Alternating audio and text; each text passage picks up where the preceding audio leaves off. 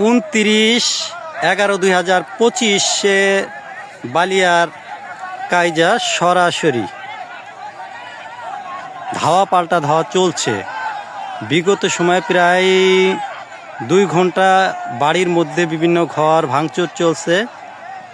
আমাদের নিরাপত্তার সাথে আমাদের সেখানে যাওয়া সম্ভব হয়নি।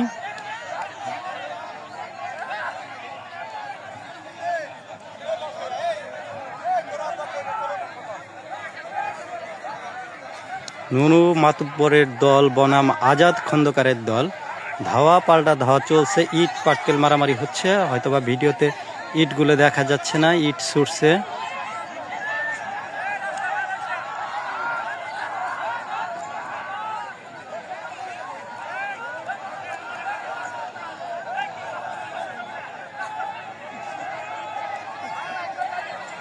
দফায় দফায় চলছে ইট পাটকেল ছোড়া।